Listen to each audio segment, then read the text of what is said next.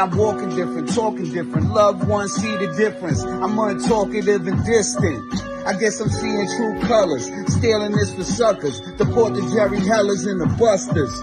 Salute the good fellas and the hustlers. Yo, that's my shit, Mr. Gray Cloud. Y'all know what it is. Muffins Martinez, Chef. Listen, I have no idea what's going to happen. I literally tried to say, yo, what are we going to talk about? Because he was telling me earlier, yo, we got some topics. Yeah. It should be quick. That's all I know. I tried it right before getting on. I was like, yo, what are we going to talk about? He's like, yo, we'll talk during the show. I have no idea. So this is definitely going to be super organic. I don't even know what promotion we're talking. Hey, that's the beauty of wrestling. We're just going to throw it out there and go from there. But the first thing I wanted to say is don't forget to subscribe to the Urban Wrestling Network. Hit that like button, hit that notification button, hit every type of button that you see anywhere to make sure you get us. Two Puerto Ricans that are just living life, except for Chef is just trying to duck all the hurricanes down in Florida. Right. 2 in a row, and the man is doing good, so thank God for that. So he's here. So let's go into this. First thing that I want to say is, for the news is MLW, November 9th. They're having the Apocalypto show down in Chicago, and they went out and they already set up a Q&A or a meet and greet with every freaking CMLL star that's coming to the show on November 9th. So from 6 to 6:45, if you were there and you got your first row tickets, you'll be able to see Mystico, what's this guy's name? Henshio, a bunch of other guys like Star Junior, Star the Father, everybody else who you've seen on their show for the last year, who is going to be on this show coming up. They will be there for a meet and greet. This will be, like, I'm pretty sure the only time in the history of CMML that if you're there, make sure you get some pictures by your 8x10s, by your merchandise, because this is going to be huge. So that's the only MLW news that I have, because unfortunately, when Hurricane Helene hit, they had to close their show and cancel it from that Saturday, and they never made up anything for the rest of the month. So we're waiting for November 9th to sit there and give you our faces of what is going to go and watch the show along. But so far, that's MLW news that we got there, Chef. So once the next live comes, we'll definitely be on here, talk some shit, have some fun with it. Yes, like we did last time. Yeah, and just to give MLW just a little bit of praise, because I'm really critical on it. There's a lot of really positive things if done right, which is MLW's kind of problem. Right now, we got the Rogue Horsemen that look like they're about to take shit by storm. There's a lot of great opportunity with Orange Sun, CW Anderson, who I didn't know a lot about, and they put a mic on this guy. Promo was fire. They're on a fucking rooftop. Wow. And just to mention, he has no relation whatsoever to the Anderson brothers. Just to mention, no. The only reason why they did this was for two reasons. One, he looks like an Anderson back then, and when they gave him a tryout, he wrestled and looked just like an Anderson. And they asked one of the Andersons back then, I don't know if it was Gene or Lars, we would like to make this like one of your cousins. And they say, okay, let me see him what he got. They got him to look at him, and they say, yep, we will take him. And yeah, we'll inherit him. So he basically was stamped by one of the Andersons 30 years ago. So that's why he became an Anderson. So see, but what I like about this group, now I know this is you. You're a Horseman guy through and through. The mix between, obviously, CW Anderson is what we call like an elder statesman, the veteran, right? Like, but Bobby Fish is no spring chicken either. He's a veteran. And then you got two young guys, which BRG is absolutely amazing, and he's been killing it. And then I think Brock Anderson is the son, and he's young. So you have veterans that can coach up the young guys and bring them up. MLW's in a really good place with that. Contra Unit is obviously still killing it. Minoru Suzuki and Kwon tag team champions, and Janai Kai is holding the women's belt. So there's a lot of things in a positive way. Unfortunately, we're not going to probably see anyone at that Chicago tapings that's not part of CMLL or some luchador fashion. If we do, cool. If not, listen, the Chicago crowd, they're not there for the MLW product, right? Like, they're there for those guys. It's the Latino crowd, and they want their luchadors, and they're going to get it. MLW smart with this. Just wanted to give them a little love before we get off of what we were doing. Yeah. So that's the MLW news. We're going to shift now to AEW, and this is one of the questions that I want to ask Chef once I give him the little background of what's going on. So we've seen a couple of weeks ago, and we've seen at Wrestle Dream, a new group that's been kind of taking over AEW, and it's the group of Jon Moxley with Marina Shafir, the Bastard, Claudio Castellano, and then Wheeler Yuta.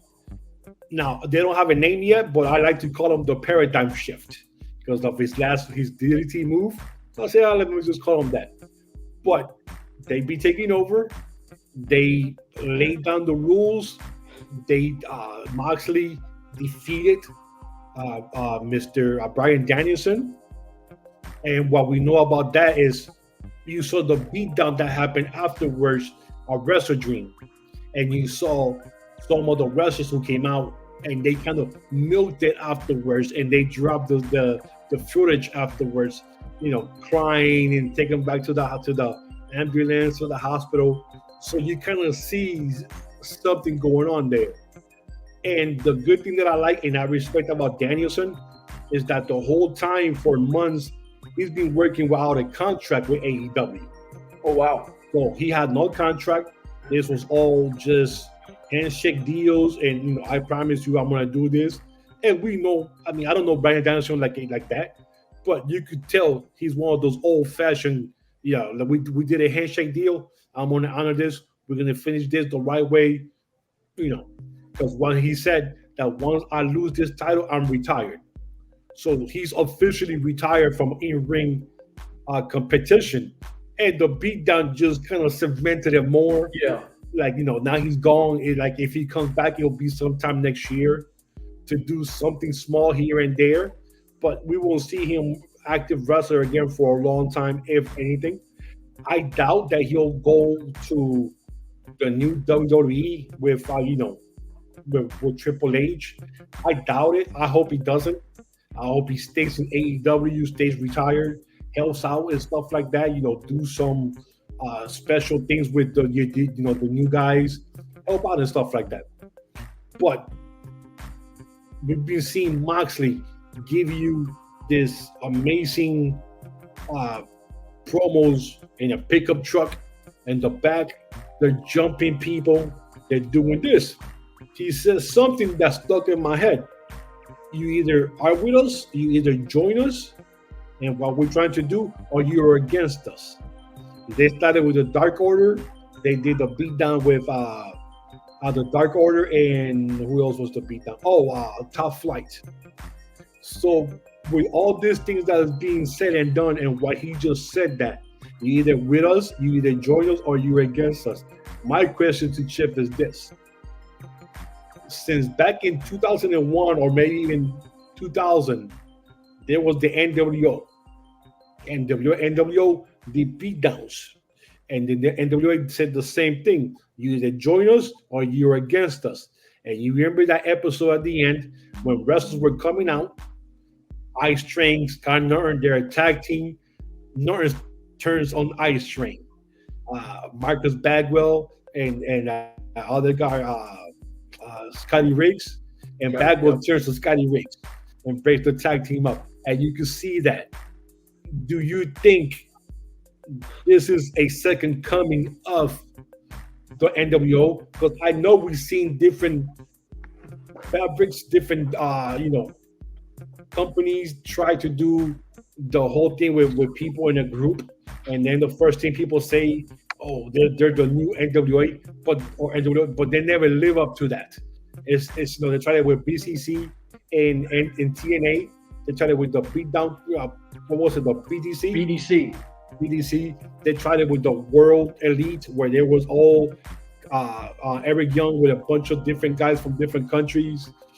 They tried that. We've seen it happen in WWE, but it has never lived up to that, or has never looked like that. Do you think this one here looks, and you think it might be that new NWO for the new generation that has never lived to that where we were in our 30s or 20s and we're doing this all day?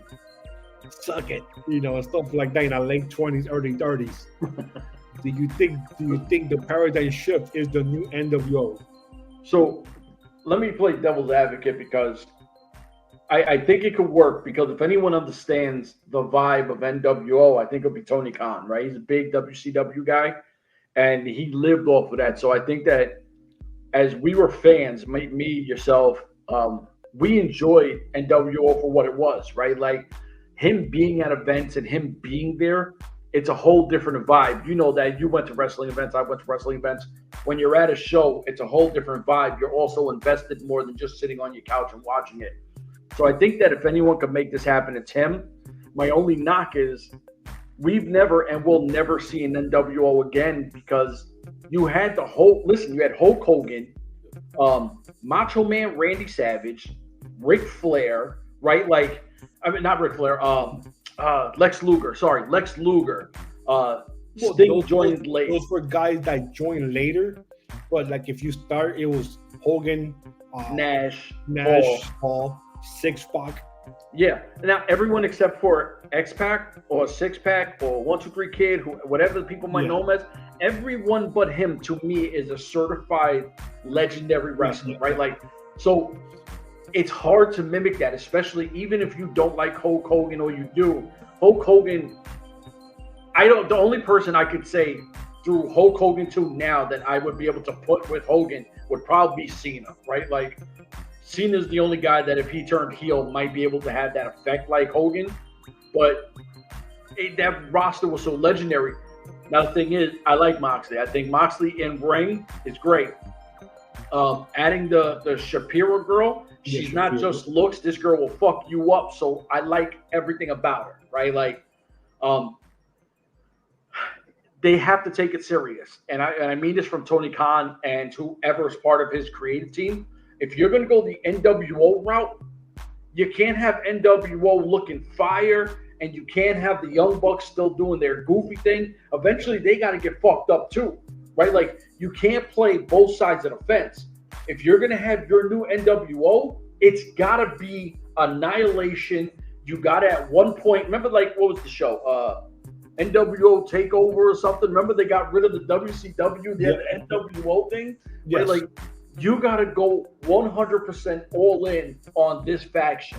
Yeah, you had the propaganda papers coming down, and you had the whole banners, and they had their own pay-per-view. NWO, what the hell was it? NWO, oh my God, I forgot the name of the pay-per-view. It wasn't Takeover? NWO sold out. You're right. Sold out. And they had that pay-per-view for what, 2-3 years. They had, and it was all NWO people winning all their matches. They had their own, but I agree with you about the Young Bucks. And the funny thing is, 2 or 3 months ago, they beat the shit out of Tony Khan when he saw the draft with a collar around his neck. And now it's just like they forgot about that. And when the last beating they were doing this week, when they were jumping the Dark Order Empire Party and stuff like that, they actually backed off and didn't want to go in and help anybody out. So they actually were kind of backtracking off the ring with Jack Perry, and they're going like, "Yo, this is not anything having to do with us. So let's get out of here." They were confronted by Daniel Garcia in the back Empire Party about why didn't they help, and they said this ain't got nothing to do with us. You're supposed to be the EVPs. You're supposed to be like, you started this, you did it for 5 years, and you guys are just standing back, blah blah blah. And they said, "Yo, man, let's go." So, do you think that they will join? I hope not. The shift, or I hope not, because they'll join the AEW side in the future. I mean, they throw them on AEW side, because look at anyone from, and we're basing off of NWO, right? Yeah. There was no slapstick, goofy character, right? Everybody was a badass at N.W.A. Everybody, even if you didn't have a talking part, you looked angry.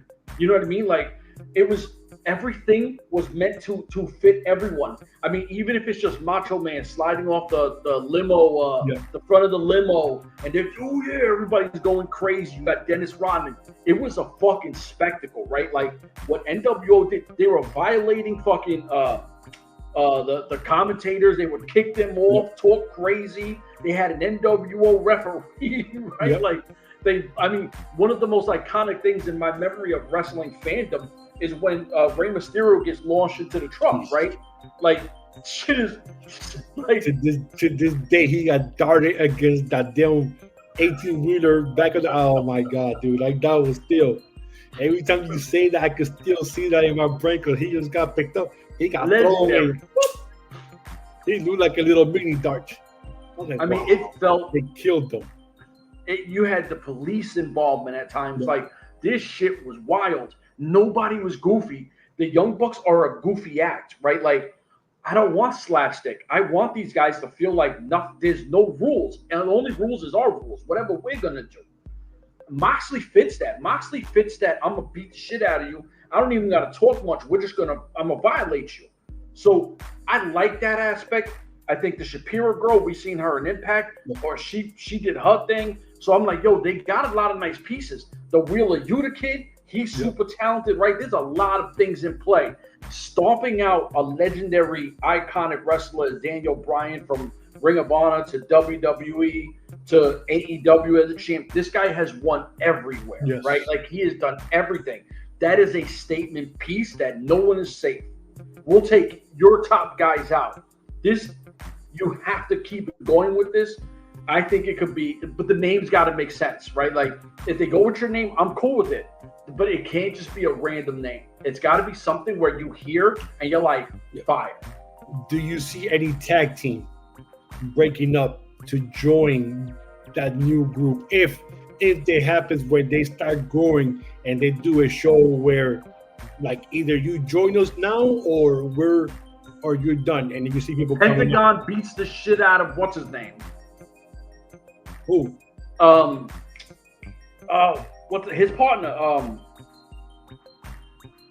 Ray Phoenix. Oh, I think those guys are gone. No, didn't one of them just resign? Well, no, he got his time added on, but I think, and that was on Phoenix. I don't think Penta will be there. You know, because I think his contract expired, and then they added Phoenix time because of the hurt. He was disabled for a while, so they added that time on top of his contract. So, you want to leave? Oh, you ain't leaving yet. You still owe me 5-6 months, so we're gonna add that on. Yeah, right. So they kind of screwed him there. And then you said they stomped out Top Flight, right? They stomped up Top Flight, and I see the one guy, Ariati, whatever his name is, Lee Moriarty. Well, no, who? Lee Moriarty? No, not him. No. His last name is Ariati or something like that. Not the two brothers, but the other guy who's all with them. Yeah. I see him kind of joining them if that happens. I see Daniel Garcia turning heel because he's better as a heel, and maybe just he's talking shit now, and then later on you see him kind of jumping the ship. Private Party, maybe. But you got to break one of them up though, unless you're gonna do the Harlem Heat thing. Yeah. Well, that's what I'm saying. Like they did with American Males, which was Bagwell and Riggs and Ice Train and Carl Norton. They come down and they turn those guys. What's that big guy? He used to be part of Impact Wrestling, then he came over there. Kill Switch? Or the lizard guy? No. He's a big white dude. That's with Chris Jericho in the Learning Tree. That he was part of the tag team with that moron A1. No. He was in Lucha Underground too. The real big guy. He looks like he's on steroids. Damn. Yeah, remember he wanted to leave and then he stayed because they had nothing for him. Who, Cage? Yeah, Brian Cage. Oh, jeez. Now he's part of the Callis family now. How that happened? Nobody knows, but he just showed up one day on the interview with Callis, and now he's part of the Callis family. Like, no one knows how this guy joined that family, but he's part of the family now. Okay, so an MJF has to be a loner, right? Like, well, yeah, it's MJ battling against Daniel Garcia and now with Adam Cole. So, but you'll need some big names, like you said, like an Adam Cole, an MJF type name, like someone that's a top tier.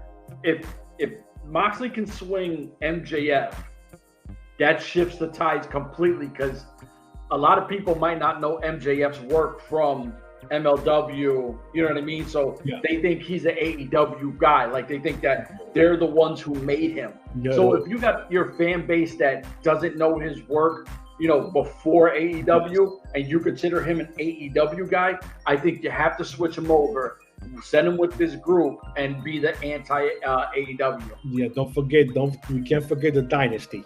No, listen, people sleep on the Dynasty, right? Like, phenomenal. Obviously, we're big Dynasty guys. But my team right there, the Dynasty. But yeah, on some real shit, you're gonna have to keep me involved with this, because I like where this is going. Like I said, I want to see it work, because I think the closest thing we see to N.W.A was probably Bullet Club, right? Yeah, but that's Japan, so a lot of people don't see it. Yeah, don't know much about black and white logo, and you know, exactly. And I think if you want to get that feel, like you said, you have to come there one day with some loud music coming out, some shit coming out from the Raptors, and have them there come there and take like 15 minutes of airtime just talking shit. And they gotta be unified, right? Like, everybody can't be wearing different stuff. Exactly. If you're doing this new feel, that logo has to be on everyone. It's got to be, we're all bought in. We believe this is what we're doing. Otherwise, it's never going to work. That's the problem with a lot of factions, is guys wear their own wrestling attire or whatever. Exactly. No, you got to look the part. And the reason why I ask is because at the beatdowns that I've seen, too close to NWO. Like, too close, like the same thing. And I'm thinking, like, it's only 4 or 5 guys, 4 guys and a girl who are doing the beating. People come out and then they still get beat. And then they jump out the back and they leave. And then the promos by John Moxley. And then when he said, either they're going to join us or you're against us. And I'm like, ooh, that sounds too much like NWA days. And that one episode where everybody just went crazy, turning on each other, and nobody knew who the hell was working for who. So I wanted to see that. So, see, when you first said it, it reminded me of State Property until you said NWO. Do you get down and lay down? And I was like, oh, this is where we're going. Then you said NWO. It's all right. Let me fall back, because I know where I'm going. All right. So, you guys need anything else to say about that or no? No. Listen, I'm excited. Anything NWO is my favorite faction of all time. That's the reason why I saved this for this, because I know I said, well, I'll get Jeff going on the NWO thing. All right, so our next topic is going to be WWE, but we're going to hit NXT. The first 2 weeks, they were loaded with talent. They had, they were on the road. The first week was in Chicago. They had CM Punk. Miz was there. A couple of things were going on. They hit over 950 on the viewership. Second week, they were in the St. Louis. Randy Orton was there. The tag team from Down Under, the 2 Australian guys were there. So they did over 900. Once again, third episode, they went back home to the Sales University with a brand new setting. All black, all nice, all one color, real nice. I liked it. It looks brand new for a brand new channel. They barely hit 600. So my question is this to you. Do you think they need to bring people from up the roster to come down to help them get with the viewership, or folks just need to give it time, have to learn who's working there, give them a chance, and time. People will enjoy what they're seeing with just the young guys. Nah, I think that if you want to do the format with Randy Orton in St. Louis, CM Punk in Chicago, put whoever, right? Like any star that's from a certain place, let him go there, right? Like, and I'm sure, listen, Randy Orton being there, he's got family that's still there. I'm pretty sure he wants to go see his family on a day where normally he couldn't. Make it like that. Have, I don't care who it is. Wherever state you're going to put him, just send someone. If it's working, do it until it don't work. Because if you keep putting a star and you're getting almost 1 million views, keep going until the fucking wheels come off. If, what's that place called again? Sales University? Yeah, but I think it has a different name. But, look, what's that Orlando where NXT used to be in? Sales something? The college? Full Sail. I would say, okay, I said it backwards. Yeah, so Full Sail University. It's a smaller venue, but I'll tell you what, it's got to be smaller than Soundstage 21 for Impact Wrestling. It's definitely smaller, right? It is always packed. The crowd's always super fucking fired up. I'll give it that much, right? Like, you do well. But viewership, people might be tired of the shit. They might not want to see the same faces all the time and, same look. People like different. I mean, it's just like in sports, everybody's arena is different. Yeah, the floors are wood or whatever, or, whatever sport you're talking about. But people love different stadiums. People love different arenas. And if people are there, that whole state of, oh, they're here. We went to the show. You got to watch. I might be on TV. In Full Sail, you're not getting that, right? Like, you're getting the same shit all the time. I like Full Sail, but if it's working, you got to stay until it don't work. And, I mean, listen, we've talked NXT previously. That roster is phenomenal. I'll put NXT's roster up against damn near anyone. And today they announced that they're going to be in Philly sometime in November. And I can't forget what week it is. And they're going to have NXT show from the ECW arena. Oh. And God, when I saw that, I'm like, oh no.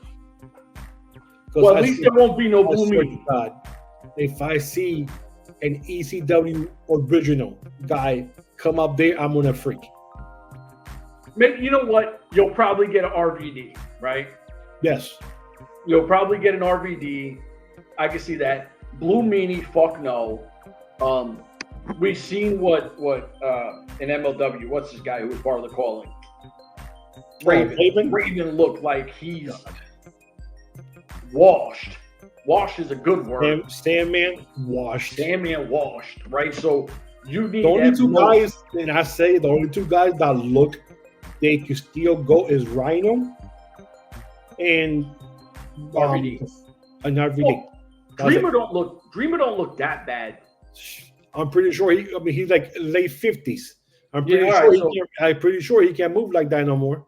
Let's go. Well, Rhino's still doing his thing in Impact, right? Yes. Yep. And I believe they mentioned he's going to be inducted into the TNA Hall of Fame coming up in 2 weeks there for Bound for Glory.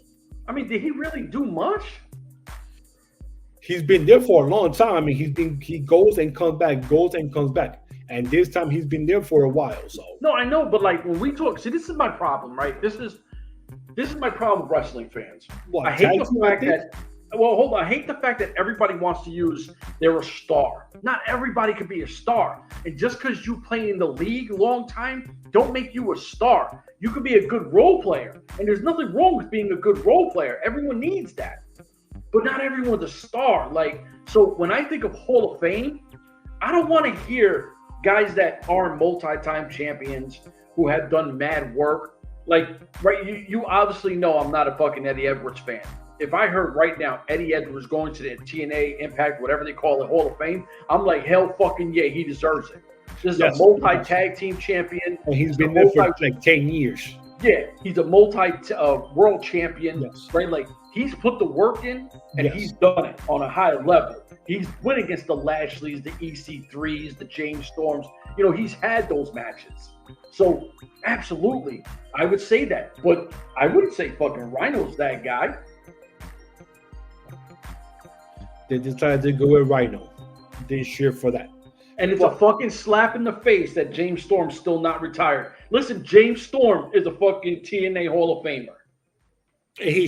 Now out of Rhino, I would have put him in this year if that had no choice. Like, who we got? Rhino? No. Give me James Storm. James Storm has done.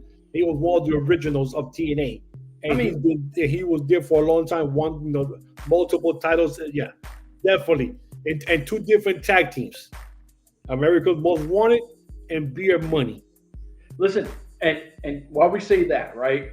Anyone who, if you don't know Beer Money, or like you might know the new WAC version. We're talking Beer Money when he first signed up with Bobby Roode, or the America's Most Wanted. To me, is arguably one of TNA's greatest factions of all time. Yes, like they put mad work in. A guy like Bobby Roode should be there. I don't think he's in WWE no more. I don't know. Well, he's still there.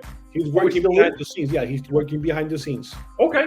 Well, even better. Shit. Well, remember, because of the neck thing, I don't think he'll ever going to lose that job. I'm pretty sure WWE's going to take care of him for a long time until he says, I'm done, I want to leave. But he's working behind the scenes, so yeah. But there are so many guys that you would think, holy shit, right? Like, I don't know. So back to the ECW arena. I'm going to freak out if they mention anybody like that, and anybody. I will turn on the TV off if the blue meaning pops up on any super vignette. That story thing. I was like, nope, quick, I'm done. I'm out. I'm not doing it. I'm not doing it. Not doing it, because you know how I feel about ECW. ECW was the shit long time ago. It's been dead for 20 years. Not that ECW that Uncle Vince brought back. No. That shit was crap. I'm talking about ECW from back then, before Uncle Vince bought it. ECW has been dead for over 20 years. And listen, before ECW got really, really popping on, like where you could watch on TV, it fizzled fast. It was hot. Like, you had the locals from Philly, Queens. Like, you had all that. By the time it really hit TV, it was already on the decline for money and everything. Like, it didn't last long on TV. Yeah. So, I mean, yeah, man. And people still holding on to that. No. So, Mets fans are still holding on to 86. Who? The Mets, they still holding on, like fans, they still holding on to 86, brother. Hey, not to say anything, they made it farther than anybody thought they were going to do this year. They did. I'll tip my hat to them. They did, because there for a while, they were floating on the losing side. And that last month, they went hot. They got into the wild card, and they flew the wild card through everything. And thanks to that one Puerto Rican there, Lindor, hitting Grand Slam, playing above everything. He did his shit. They took him there, but when you got a $300 million payroll with the Dodgers, and you got the best player in the whole planet in Shohei Ohtani, dude, there's so much you could do. And the best in trade, mid-season trade was Tommy Edman. Yeah. Good Lord. That dude had 11 hits. 11 hits in that damn, just in those games. 11 hits. That you don't go off like that, unless you're trying to prove some shit. Like, listen, I want a contract after this year. Somebody got to pay me. And now you got the mega event of the year, Yankees, your team, against Dodgers. Two $300 million payrolls. You got Ohtani versus Judge, Soto versus what's the other guy's name? Mookie Betts, and you're gonna see whoever pitching lasts longer is gonna go. You got the Evil Empire going up against, I don't know what you call this other place, but yeah, I don't know what you call the Dodgers, but yeah. But anyway, this is not a baseball thing. Do you have anything else to add about the WWE NXT? No, sir. So one more question before we go. And I asked this question to Camera last week. So, WWE, we're going to stay in WWE. There been over 700 plus days that a black athlete or black talent has not won a one-on-one match on any PLE since Vince McMahon. So Uncle Vince was the last one a black person won a one-on-one match since TKO took over. So it's been over 700 plus days. In the last 4 PLEs between SmackDown and Raw, not one black talent male has been on the show. Well, I think a lot of that has to do with the storylines. So my question was, do you think there's a little black holding back of black talent, a little prejudice, little racism? Because they even asked Triple H the question on the last PLE, and he said the same thing you said right now on the head. But after Bobby Lashley left, who do you have that you could push on the main roster? You have the Street Profits tag team. You got R-Truth, who's a coming act. Yeah. You have who else do you have? Then I had the names on my head earlier and I forgot. The New Day. I mean, the last guy you had with the championship was Coffee, and you saw what happened when he lost it. So right there, that's 5 names of black talent. Isn't Carmelo up already? Carmelo's up, but he's still getting his feet wet. Yeah. You can't really go crazy with him yet. Now, if you go into NXT, you got a bunch of them, but they're going through the process now. I mean, to be fair, like if you would have said, "Do I think WWE is racist?" before TKO took over? Uncle Vince had him. I know, but we know Vince, and it hasn't happened. Wow, and it hasn't happened since Uncle Vince left. No, I hear it. Over 700 plus days. Vince he was also the guy who didn't want to put a belt on a black or Hispanic champion either. Right. So outside of like Eddie Guerrero, and then because Eddie Guerrero passed away, Rey Mysterio, you never really seen it. Till Priest Holmes. Oh, well, yeah, I think that was on the TKO, though. Priest Holmes is the running back for the Kansas City Chiefs. Oh, my God, I said Priest Holmes. Punishment Martinez, but what's Damian Priest. Who? Damian Priest. Yeah, Jesus. Yeah, Priest Holmes. I'm like, in my head, I was like, we're switching to the Kansas City Chiefs throwback show? I'm sorry, man. So I'm talking about the beatdown we got yesterday by your Buffalo Bills. Jesus. So, also, salute to Damian Priest, who's always at fucking Yankee Stadium all of a sudden. Yeah. But I even had a Puerto Rican festival. He was there. Yeah, facts. Really. So, like I said, if you would have said, "Do you think Vince is racist?" I say, yeah. But I think TKO came in with a lot of big storylines and a lot of guys who were stuck into something. Once some of these start to outplay themselves, or they start, listen, I think Carmelo at some point you got to give him the push, because Melo was the man in NXT and he's so talented. You can't shy away from him, because you'll just waste him, and that's just a bad opportunity for him. But I mean, give me like 6 months. We're in 4 months. Give me another 2 months. Give me 2 months, and then we'll have this conversation. And if we got none, then at some point we got to sit back and say, "Yo, what the?" Because The Rock is part of TKO, right? I'm sorry. The Rock, he's part of TKO, right? He's part of the. He's on the board. And his dad was black, right? His dad 100% black. And the mom was Samoan or whatever, right? Yes. Yep. Okay. So at some point you got to answer to, "Hey, yo, Rock, like, fuck are you doing? Like, you're doing nothing for the culture. You're supposed to be the guy to change the stigma of what WWE was," right? Like, I'm not saying every black and Hispanic person needs a belt, but you gotta push these guys. And not even about the belt. I mean, not even. No, at least let them get on. Like, exactly, not even winning a match in 700 plus days in any of the pay-per-views on one-on-one match. and then the last 3 shows not even have one black talent on your show. Yeah, that makes no sense. I mean, but like I said, male wise, not females, because females. Well, yeah, because the females, you got Jade.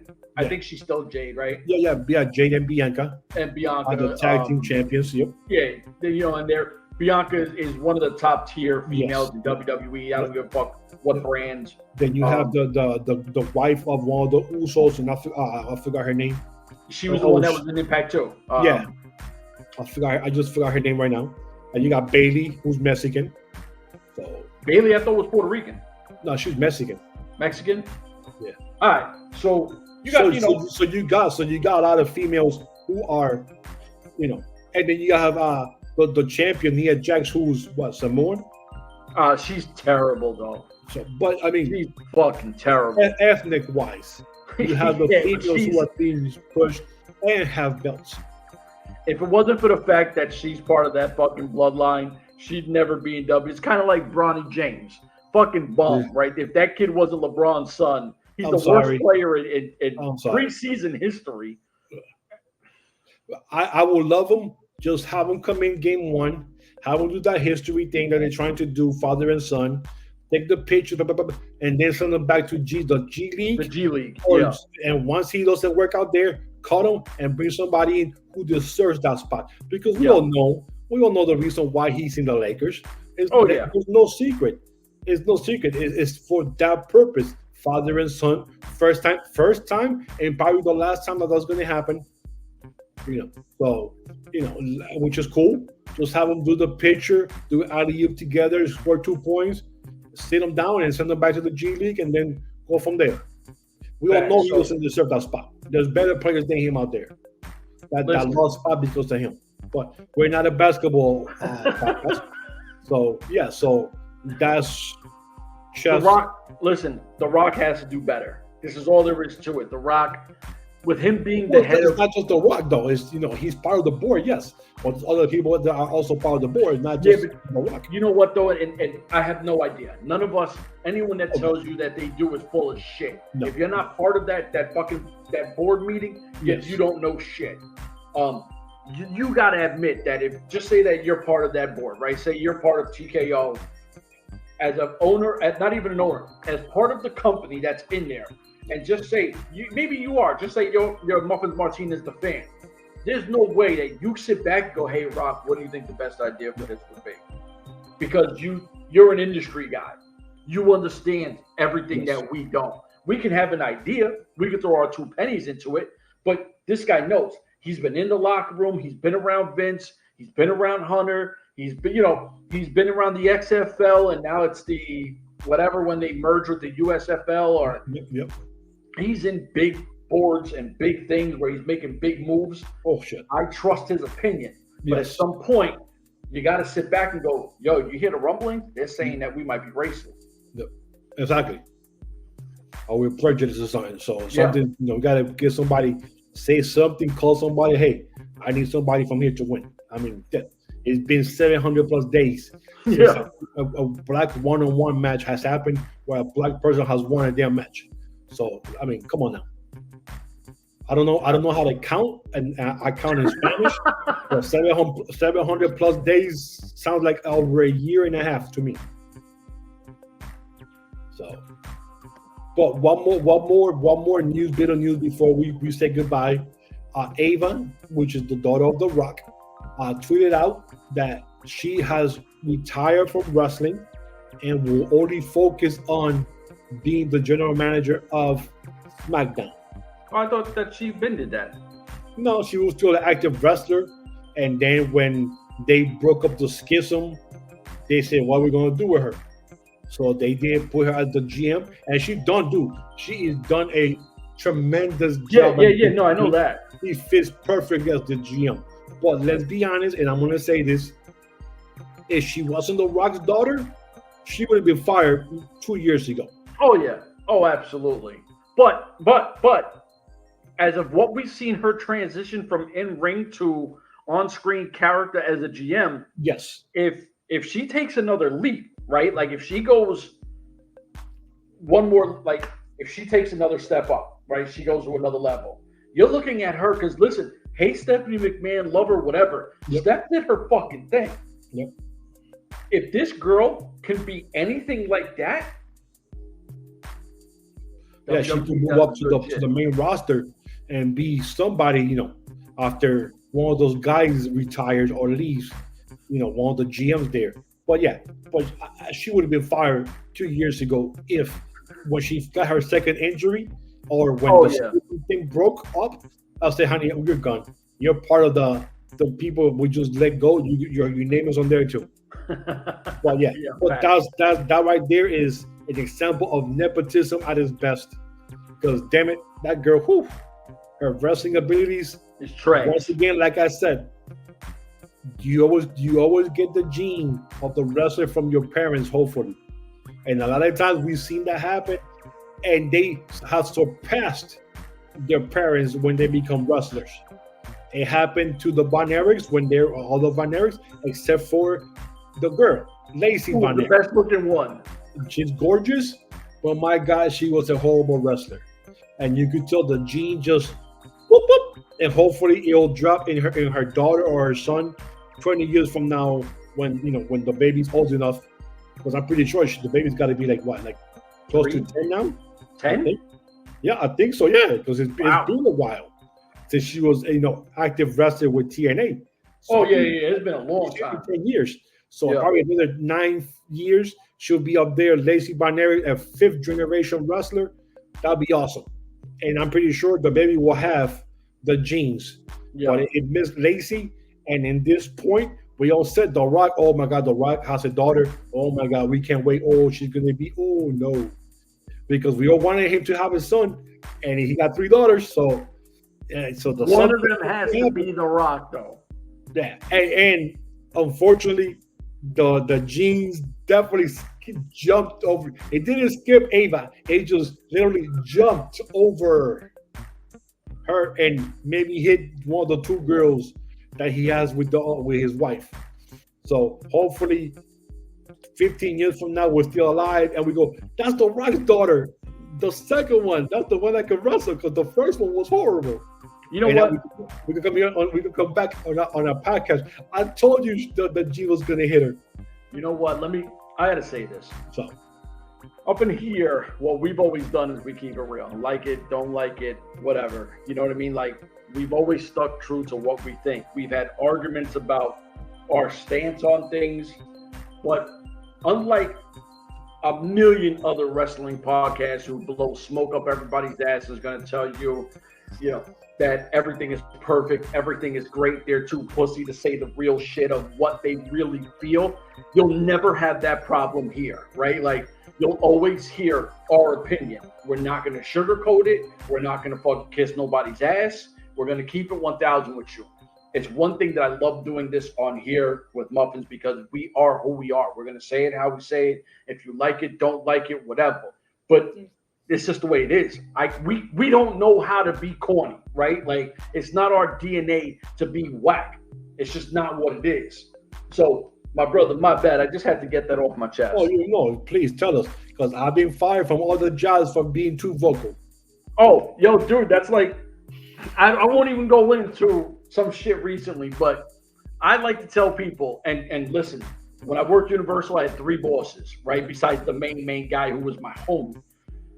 So I got into a little debate with my boss, and she tried to tell me I don't like her because she's a female. I said, nah, I come from a single mother. You being a female got nothing to do with it. I just will never let you talk to me like you talk to these motherfuckers, because you make some of these people fucking cry. I wish you would. And she looked at me and she was like, I respect that. I don't like you. You're a hell of a fucking worker. You don't like me. I said, you're a hell of a fucking worker. It is what it is. Right before COVID shut shit down, she came over to me. She said, yo, Rob, COVID's about to fuck shit up. I don't know what to tell you, but I want to personally thank you, because you're the best person I've ever worked with. And she was in the fucking late 50s. This lady was shit. She was like, you're the best and most loyal worker I've ever had in my life. I said, yo, I respect the shit out of you. Even if we didn't like each other, we understood what we did and we stayed out of each other's way because it's best for business. So I don't know how to be fake. I'm going to tell you what it is. So if you don't like it, tell me to get the fuck out. guys here, right? This is our fucking platform. Fuck you.